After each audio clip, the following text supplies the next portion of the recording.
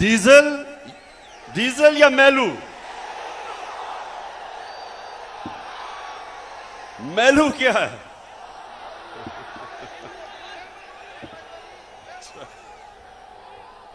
अच्छा, चारसदा मैं आपका इस शानदार इस्तकबाल का आप सबका दिल से शुक्रिया अदा करता हूं। बहुत बहुत शुक्रिया चारसदा। मेरे पास अब आधा घंटा है। मगरिब से पहले आधा घंटा है, उसके बाद आपने चले जाना है। तो मैं ये चाहता हूं कि मैं आज आपसे आधे घंटे में अपनी मुल्क का सूरत हाल रखूं और आप सबको तैयार करूं कि मेरी कौम ने जब मैं आपको कॉल दूंगा, चारसदा आपने मेरे साथ हकीकी आजादी के लिए निकलना है। तो सबसे पहले चारसदा, सबसे पहले मेरा ये ईमान है, मेरी सियासत नहीं, मेरा ईमान है कि वो कौम, मुसलमान कौम, जब तक ला इलाहा इल्लल्लाह का मतलब समझते नहीं और अपने दिल में ला इलाहा इल्लल्लाह को नहीं जानती, वो कौम हकीकी तौर पे आजाद नहीं हो सकती। जब तक वो जो अल्लाह से दावा करती है कि अल्लाह तेरे सिवा हम किसी के सामने नहीं झुकेंगे, ये दावा होता है आजादी का। और दूसरा कि जब तक एक कौम मेरे नबी सल्लल्लाहु अलैहि वसल्लम की सीरत पे नहीं चलती, उनकी सुन्नत पे नहीं चलती, वो ज़हनी तौर पे आजाद नहीं होती, उसका किरदार ठीक नहीं होता। जब तक वो सीरत नबी पे नहीं चलती, मेरे नबी की सुन्नत पे नहीं चलती, अंदरूनी तौर पे वो कौम आजाद नहीं होती। तो ये मेरा ईमान है कि हमने पाकिस्तानियों अपने आप को ला इलाहा इल्लल्लाह से आजाद करना है। किसी सुपर पावर की गुलामी नहीं करनी, किसी के खौफ से उनकी जंग में शिरकत नहीं करनी। जो पख्तूनख्वा ने सबसे ज्यादा कुर्बानी दी कि हमारा हुक्मरान खौफजदा होके हमें उसने अमरीकनों की जंग में शिरकत करवा के 80,000 पाकिस्तानियों की कुर्बानी दी, जिधर पख्तूनख्वा ने सबसे ज्यादा कुर्बानी दी। तो जो मैं आजादी की बात करता हूं, हम फैसले अपने मुल्क के लोगों की मफादात के लिए करेंगे, अपनी कौम को किसी और मुल्क के फॉरेन पॉलिसी के लिए कुर्बान नहीं करेंगे। यह है आजादी।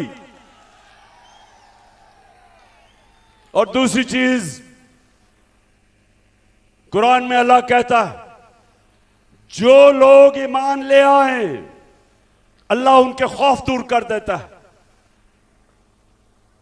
जो मेरे नबी सल्लल्लाहु अलैहि वसल्लम की सुन्नत पे चलते हैं, ज़हनी तौर पे आजाद हो जाते हैं, खौफ का बुत तोड़ देते हैं। और जब तक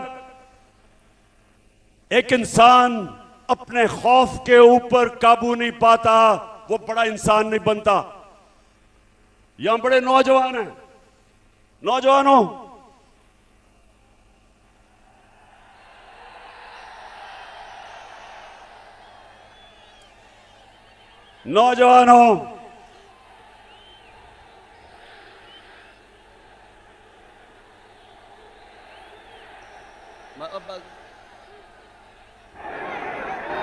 नौजवानों, मैं जब क्रिकेट खेलता था,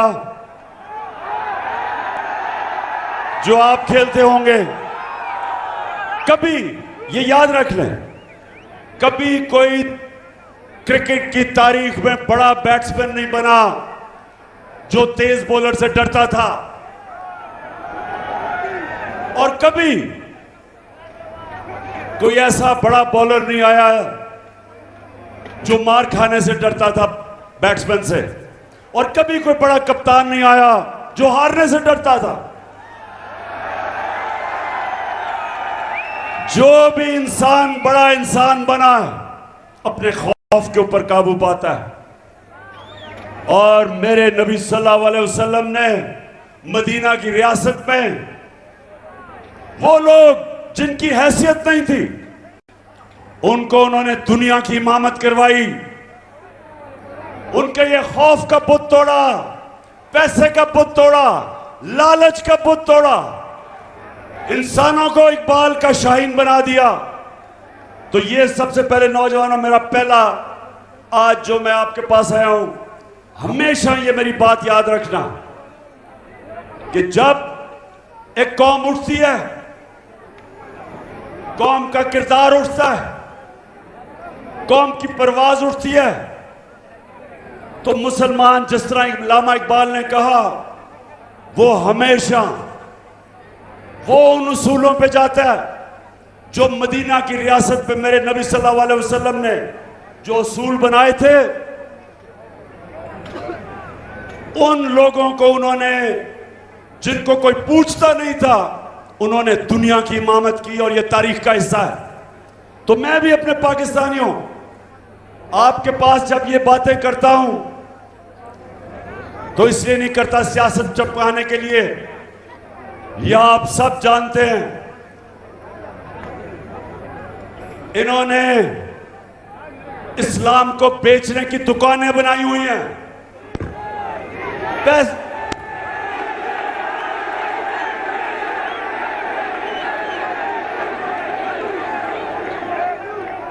फजलुर रहमान को पैसा दो, कोई भी फतवा डलवा लो।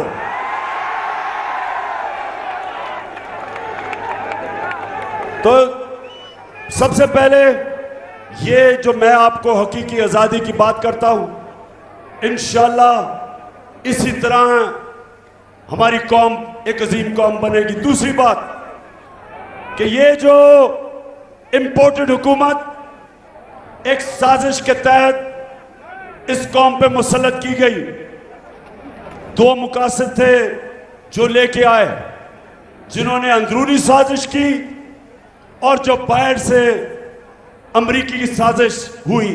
दो मकासद थे। वो ये चाहते थे अमरीका कि यहां ऐसे हुक्मरान आए जो जब उनको हुक्म करें तो उनको जूते पॉलिश करें।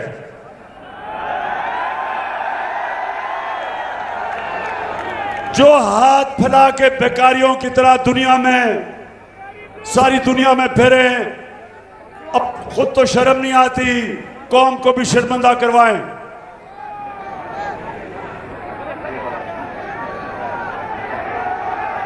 मैं जरा चारसदा, ये जरा आप स्क्रीन के ऊपर ये जरा देखें कि क्या ऐसा लीडर आ सकता है जो कि क्या इस, सुने जरा, सुने। मैं सऊदी अरब से होके आया हूँ, मैं यूएई के होके, अभी मैं तुर्की होके आया हूँ, और मैंने उन भाइयों को कहा कि आप हमारे बड़े अजीम भाई हैं, हमेशा आपने हमारी मदद की। और मैंने यही कहा, जब मैं आया हूँ तो आप समझेंगे शायद ये मांगने आया है। मैं मांगने नहीं आया, लेकिन मजबूरी है। जिस तरह माजी में 75 साल में आपने हमारा हाथ बटाया है, आज हम सोच समझ गए। वो कहते हैं कि आज कि मैं मांगने के लिए, आज हम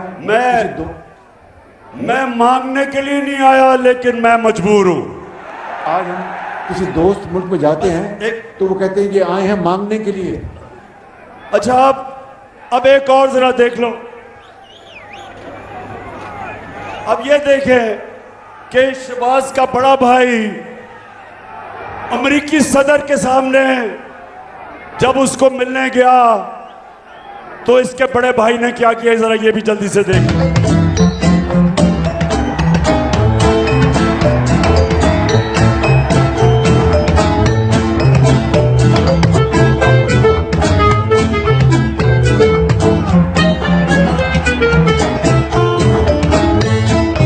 Thank you once again and look forward to welcoming you and Mr. Obama and Mrs. Obama in Pakistan. And Keema and Dal is with. 410 सुन लिया। अमेरिकी सदर के सामने इतना खौफजदा कि कहीं गलती ना हो जाए, कि जिस तरह बच्चा हेडमास्टर के पास बैठा हुआ है गलती ना हो जाए, कि पढ़ के कह रहे हैं कि सदर साहब बहुत बहुत शुक्रिया आपका, पढ़ के कह रहा है।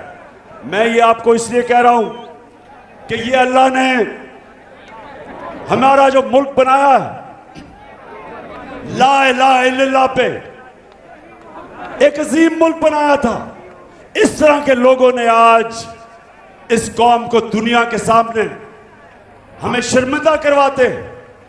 हरे पासपोर्ट की इज्जत नहीं, क्योंकि जो हुक्मरान अपनी कौम की इज्जत नहीं करते, दुनिया उसकी कौम की इज्जत नहीं करता। तो मेरी पाकिस्तानी और 410 नौजवानों, इंशाअल्लाह हमने इसी पाकिस्तान को एक अजीम कौम बनाना है, और इसी कौम को, यही पाकिस्तानियों को इंशाअल्लाह एक वो कौम बनाना है कि जब यहां 410 के नौजवान दुनिया में कहीं बाहर, कहीं भी बाहर जाएंगे, लोग उनको देख के कहेंगे कि ये पाकिस्तानी आ रहा है, ये है पाकिस्तानी। जिस तरह एक दफा जब पहली दफा मुसलमान ताजर गए इंडोनेशिया और मलेशिया, कोई मुसलमान फौज नहीं गई थी। मुसलमान ताजरों के किरदार को देख के, वो सादिक और अमीन थे, उनके किरदार को देख के इंडोनेशिया और मलेशिया के लोग मुसलमान हुए। वो इंशाल्लाह एक दिन आएगा कि मेरा जब पाकिस्तानी दुनिया में जाएगा, लोग कहेंगे ये देखे, ये है मुसलमान, ये है उम्मत नबी सल्लल्लाहु अलैहि वसल्लम की। सूरज नीचे जा रहा है, आप जरा सुने। जब से ये हुकूमत आई है, 410 जरा गौर से सुने।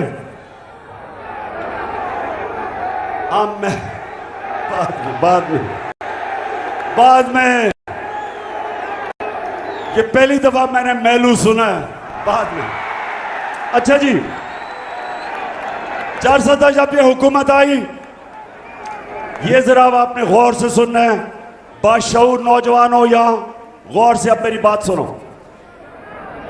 इस हुकूमत ने कहा कि हमारे सारी मुश्किलात इसलिए हैं कि ये इमरान खान बारूदी सुरंगें छोड़ के चला गया है, मुल्क का दिवालिया निकाल के चला गया है। ये जरा आप सुन लें।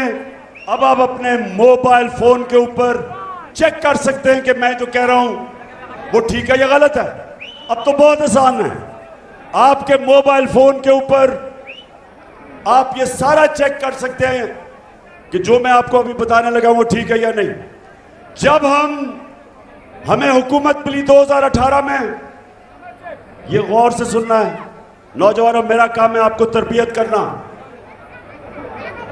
जब हमें हुकूमत मिली, पाकिस्तान का जो खसारा था, बैरूनी खसारा, 20 अरब डॉलर, पाकिस्तान की तारीख का सबसे बड़ा खसारा। और खसारे को, जो आमदनी थी, जो खसारे को खत्म करना था, एक्सपोर्ट्स पाकिस्तान की 2018 में, याद रखें, ये मोबाइल पे चेक करें, 24 अरब डॉलर। और जो बाहर से हमें पैसा आता था बैरून मुल्क पाकिस्तानियों को, वो 19 अरब डॉलर था। 24 अरब डॉलर एक्सपोर्ट, 19 अरब डॉलर बैरून मुल्क पाकिस्तानियों का पैसा, और खसारा 20 अरब डॉलर था। जब हम 9 अप्रैल को हुकूमत छोड़ के गए तो पाकिस्तान का खसारा 16 अरब डॉलर था, बैरूनी खसारा 16 अरब डॉलर का खसारा, और आमदनी हमारी बैरून मुल्क पाकिस्तान की जो रेमिटेंसेस थी वो 19 अरब डॉलर से गई 31 अरब डॉलर, 12 अरब डॉलर बढ़ गई, और एक्सपोर्ट्स 24 अरब डॉलर से 32 अरब डॉलर पे गई। रिकॉर्ड एक्सपोर्ट्स की हमने। इसका मतलब कि जब ये छोड़ के गए थे हमारा खसारा भी बढ़ा, हमारी आमदनी भी कम, और जो हमारे रिजर्व्स थे जो आपके रुपए को गिरने से रोकते हैं, हमारे रिजर्व्स जब ये छोड़ के गए थे 9 अरब डॉलर थे। हम जब छोड़ के गए थे, छोड़ के नहीं, जब हम वोट ऑफ नो कॉन्फिडेंस जब इन्होंने दर्ज करवाया तो 16 अरब डॉलर के रिजर्व्स थे। ये छोड़ के गए 9 अरब, हम 16 अरब के छोड़ के गए। यानी कि हम बेहतर माइशत छोड़ के गए, उसके बावजूद कि 2 साल सारी दुनिया में कोरोना की वबा थी, सारी दुनिया में जिसने तबाही मचाई, उसके बावजूद हमारी रिकॉर्ड एक्सपोर्ट्स, हमारी रिकॉर्ड रेमिटेंस, सबसे ज्यादा पाकिस्तान तारीख का हमने टैक्स का पैसा इकट्ठा किया, 6100 अरब रुपया रिकॉर्ड टैक्स कलेक्शन। 4 फसलें पाकिस्तान की पिछले हमारे 2 सालों में रिकॉर्ड 4 फसलों की पैदावार हुई। और सुने जरा, 4 सदा समझ रहे हो मैं क्या कह रहा हूं? हम वो पाकिस्तान छोड़ के गए साजिश से इन्होंने जब हमारी हुकूमत कराई तो 17 साल के बाद पाकिस्तान की जो माइशत थी, जो हमारी दौलत में इजाफा था, जो इकोनॉमिक ग्रोथ थी, वो 17 सालों के अंदर सबसे बेहतरीन परफॉर्मेंस हमारी आखिरी 2 साल गवर्नमेंट की थी। तब इन्होंने साजिश करके हमारी हुकूमत कराई, और जब से इन्होंने हुकूमत कराई है इन्होंने ये कहा कि जनाब बड़ी महंगाई कर दी। वो बिलावल कांपे टांगने वाली ने मार्च कर दी, फजलुर रहमान ने 2 धरने दे दिए महंगाई पे।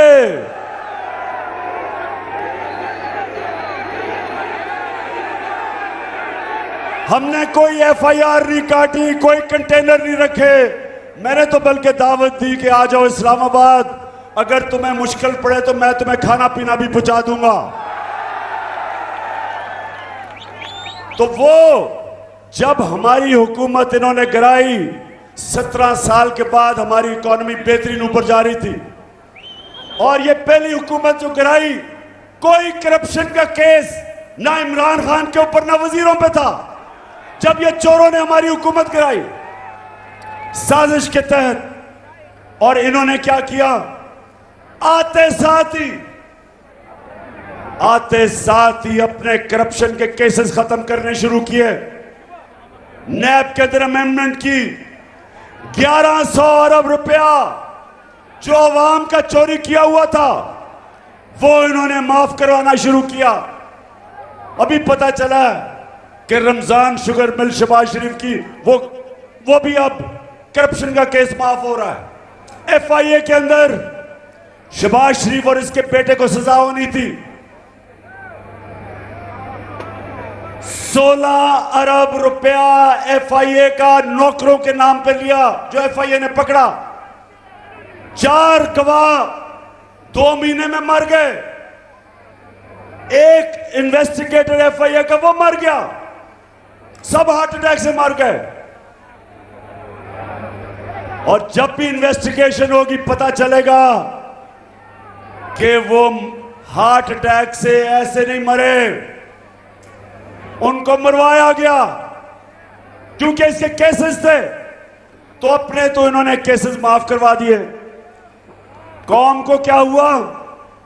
4 महीने के अंदर पाकिस्तानियों सुनो, हमारा रुपया गिरना शुरू हुआ।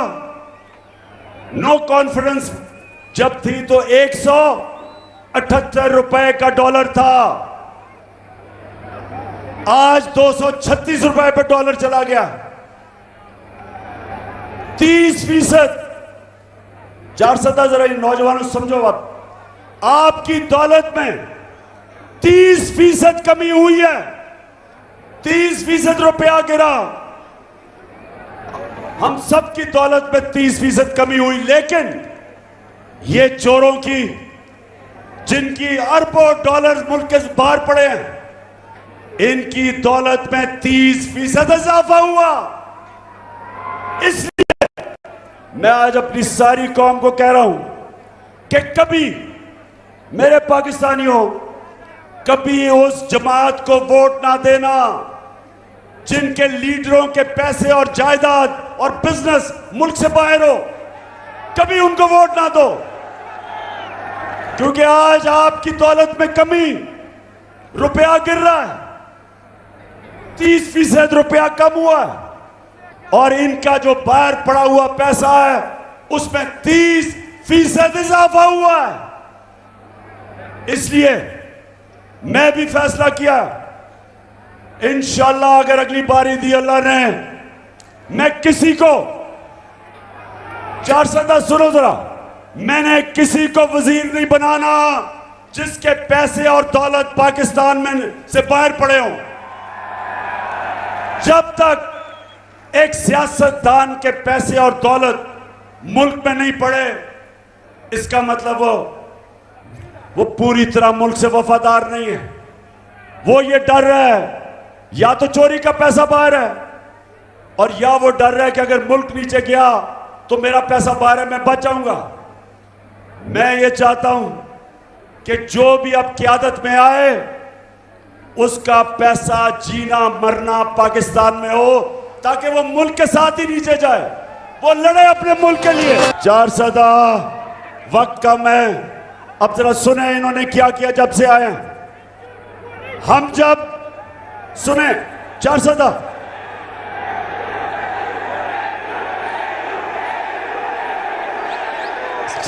सुनो, अब वो मगरिब होने वाली है, मैंने उससे पहले बात खत्म करनी है। सुने जरा, देखिए, हम जब गए तो आलमी मंडी के अंदर तेल $103 का था। नोट कर लो, ये आलमी मंडी में 9 अप्रैल जब हम गए, तेल $103 का था।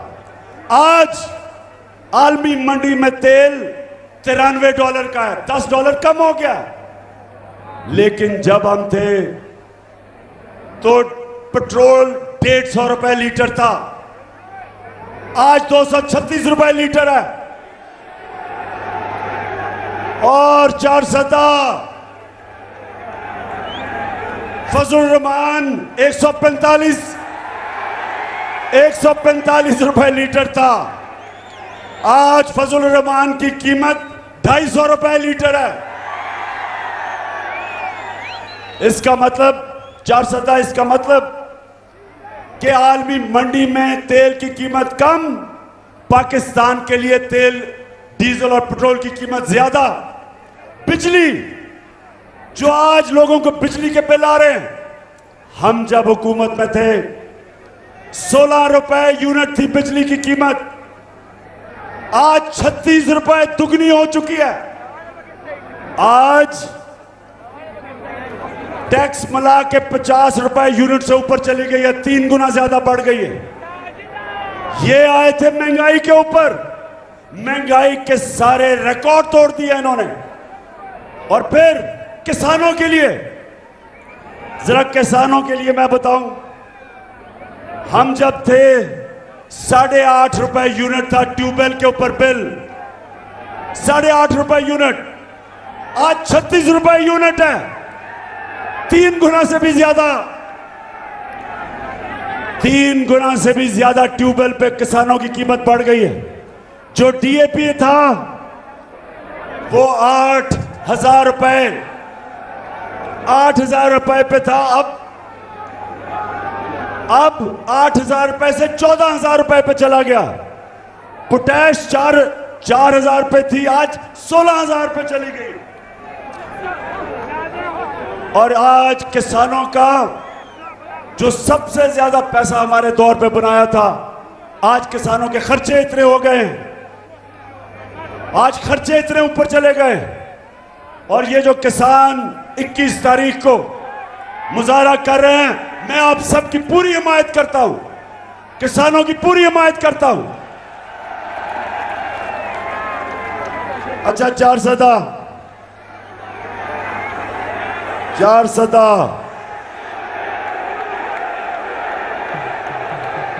मैला या डीजल, क्या बात कर रहे हो? अच्छा, 400 5 मिनट रह गए, सुने आप। हमने अपने मुल्क में गौर से जरा सुन लें, ये जो हुकूमत जिस तरफ जा रही है, आईएमएफ क्या कह रहा है, वर्ल्ड बैंक क्या कह रहा है, वो कह रहे हैं कि यह हुकूमत माइशत नहीं संभाल सकती। एक तरफ महंगाई इस्बान पे और दूसरी तरफ हमारी सनत, हमारी इंडस्ट्री नीचे जा रही है, इंडस्ट्री बंद हो रही है, बेरोजगारी बढ़ रही है, किसानों की वैसे मुश्किलात है। आईएमएफ और वर्ल्ड बैंक कह रहा है, मैं नहीं कह रहा, वो कह रहे हैं कि पाकिस्तान श्रीलंका की तरह जा रहा है या मुल्क में इंतशार होने वाला है। और इसलिए मैं आज पैगाम देना चाहता हूं इनको, इस इंपोर्टेड हुकूमत को, और जो भी इस इंपोर्टेड हुकूमत के पीछे खड़े हैं, सुन लें, पहले तो एक अच्छी भली हुकूमत जो 17 साल के बाद सबसे बेहतरीन परफॉर्मेंस दे रही थी, पहले तो साजिश के तहत उस हुकूमत को गिराया। जो जिम्मेदार हैं, ना ये कौम भूलेगी उनको और ना अल्लाह माफ करेगा। जो महंगाई में आज जो हमारी अवाम पिस रही है, आटा तकरीबन दुगना हो गया 5 महीने में। 50 किलो आटा जो होता था आज वो 100 रुपए से ऊपर कराची में चला गया। चावल दुगने हो गए हैं कीमत उनकी। जो आम आदमी के लिए सब्जियां 50% उनकी कीमत बढ़ गई। तो सारी कौम आज पूछ रही है, कौन है जिम्मेदार इसका? किसने इस कौम को गिराया? कौन नीचे लेके आया? किसने साजिश की? और मेरा पैगाम ये इंपोर्टेड हुकूमत को है कि आज अगर आप ये समझते हैं कि हम हरबे इस्तेमाल करेंगे, एफआईआर काटेंगे, हमारे कारकुनों के खिलाफ एफआईआर करेंगे, मीडिया का मुंह बंद करेंगे, चैनल्स के खिलाफ एक्शन लेंगे, अच्छे सहाफियों के खिलाफ उनके ऊपर जुल्म करेंगे ताकि मुल्क छोड़ के चले जाएं। मेरा आज इंपोर्टेड हुकूमत और जो लोग आपकी हिमायत कर रहे हैं, सबको पैगाम है, आप जो मर्जी कर लें, ये अब मैच आप नहीं जीत सकते। ये मैच अब हार चुके हैं। जितनी देर आप इलेक्शन नहीं करवाएंगे, मुल्क की माइशत और तेजी से नीचे जा रही है। बाहर की दुनिया आपको पैसे देने के लिए तैयार नहीं है। सिंध के अंदर जो सैलाब आया, उमूमन सारी दुनिया आज मदद करे सिंध की, लेकिन सिंध में आसिफ जरदारी जब ऊपर बैठा है, कोई पैसे देने के लिए तैयार नहीं है। आसिफ जरदारी को पैसे देने का मतलब कि बिल्ले को दूध की हिफाजत करने पे बिठा दिया जाए। मैं वैसे आपको आज मैं चारसदा देख के आया हूं, सारा इलाका जो खास तौर पे मकई की फसल तबाह हुई, कई जगह गन्ने की फसल तबाह हुई, मैं खुद देख के आया हूं। इंशाल्लाह कल फिर मैं इंटरनेशनल टेलीथॉन कर रहा हूं, 10 अरब रुपया अल्लाह के फजल से इकट्ठा कर चुका हूं और पैसा इकट्ठा करूंगा। और इधर भी हम पैसा लगाएंगे और इंशाल्लाह सारे पाकिस्तान में जैसे जैसे पैसा आएगा मुतासरीन की मदद करेंगे। लेकिन अफसोस की बात यह कि जो ये चोर ऊपर बैठे हैं, कोई दुनिया में इमदाद करने के लिए इनको तैयार नहीं, क्योंकि सबको पता कि इनके अपना पैसा बाहर पड़ा है, अपना पैसा बाहर ले गए हैं और दुनिया को कहते हैं कि हमें पैसा दो। कोई पैसा नहीं देगी। हम इंशाल्लाह अपनी कौम से पैसा इकट्ठा करेंगे। और मैं दूसरी चीज इस हुकूमत को कहना चाहता हूं कि आपकी सारी कोशिश है कि ऑपोजिशन हमें दबाया जाए, मीडिया को दबाया जाए, लेकिन मुल्क के हालात आपसे संभाले नहीं जा रहे। मलाकंड के अंदर लॉ एंड ऑर्डर सिचुएशन शुरू हो गया। पख्तूनख्वा की पुलिस पूरी कोशिश कर रही है, लेकिन फेडरल गवर्नमेंट को अब सामने आना चाहिए और अपनी ड्यूटी पूरी करनी चाहिए, बजाय इसके कि सिर्फ कोशिश करें कि किसी तरह इमरान को दहशतगर्द बना दे या फलाना केस कर दे या जो भी केस कर दे। आपका काम है कि बड़ी यहां लोगों ने कुर्बानियां दी हैं, पख्तूनख्वा के लोगों ने बड़ी कुर्बानियां दी हैं, इसलिए आपकी जिम्मेदारी है कि लॉ एंड ऑर्डर सिचुएशन जो बिगड़ता जा रहा है, खास तौर पे हमारे कबायली इलाकों में और मलाकंड में, ये आपकी जिम्मेदारी है। और मैं आखिर में चारसदा, मैं आखिर में आपका दिल से शुक्रिया अदा करता हूं।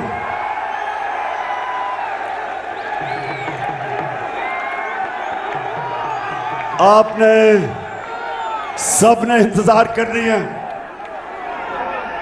सबने इंतजार करनी है।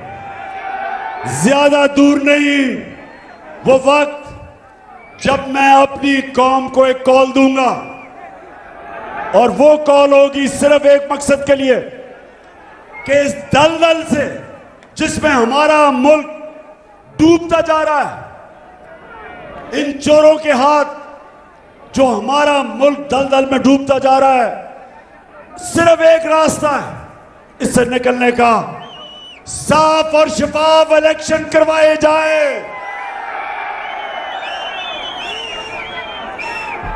और अगर ये कोई समझता है कि आज ये जो अवाम सारी है, पाकिस्तान की अवाम एक आवाज से कह रही है कि इंपोर्टेड हुकूमत नामंजूर, हम बाहर की साजिश के तहत इन चोरों को कभी कबूल नहीं करेंगे। एक आवाज से कौम कह रही है कि या एक पुरअमन इनकलाब को आने दो वोट के जरिए, जो हम पुरअमन जलसे करते हैं। हम एक पैगाम दे रहे हैं इन सबको कि वोट के जरिए तब्दीली आने दो, नहीं तो ये मुझे खौफ है, और वर्ल्ड बैंक भी ये कह रहा है, IMF भी ये कह रही है कि मुझे ये खौफ है कि जो अगर आपने पुरअमन इनकलाब का दरवाजा रोका तो वो इनकलाब आएगा यहां जो गेम सबके हाथ से निकल जाएगी, वो इनकलाब आएगा जो मुल्क को नुकसान पहुंचाएगा। और इसलिए अभी भी वक्त है और एक ही रास्ता है, साफ और शफाफ इलेक्शन का। और कोई दूसरा रास्ता नहीं है। और चार सदा आप वैसे इलेक्शन के लिए तैयार हो?